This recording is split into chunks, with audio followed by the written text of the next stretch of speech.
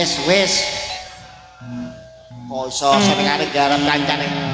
Wis Mas. Wis.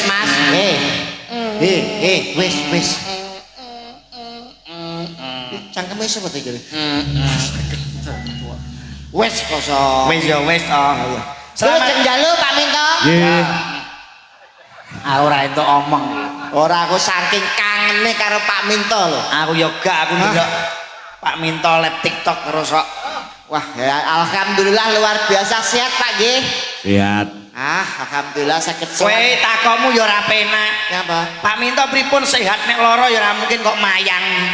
Ora mesti Pak Minto kan dalang paling laris sak RT-ne Pak Minto. Loh, ngawur sak Indonesia Ayo Indonesia.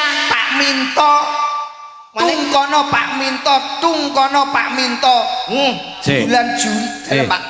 Tunge lho sing ra penak iki. Masih anggere ana wayang tung dalange sapa to? Ki Minto Darsono. Nah, beli talene wayangan sapa to dalange? Wah, tenan Ki Minto Darsono. Wah. Tenan niku tung lor sapa to dalange? Ki Minto Darsono. Tungno.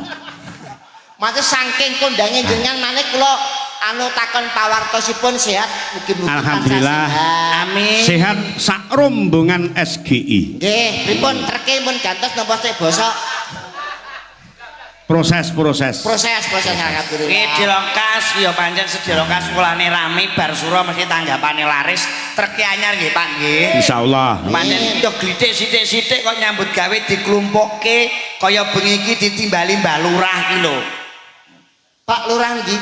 Pak Lurah Gadungan nggih Pak nggih. Gadungan Kuncu Kediri. Lah niku kalih kula kanca kentel. Lah tenan to kanca plek. TikTok. Pak Purwanto iki. Pak Purwanto karo Bu Mujiani. Jan kanca plek. Kanca plek. Mau kok tekok ning kono Mbah Lurah kuwi to. Mbah. Kula niku pangkling Pak. Daleme kan mriku to. Iso kene. Ya 100 meter lah belok Nah, iki. kalih kula niku wah. Pak Purwanto ingkang Sing piantune sing pundi Pak Purwanto? Ayo. didalu Pak. Loh, kok maduk lho? Ora ana sing mantuk. Lho, lah Pak Purwanto masa awak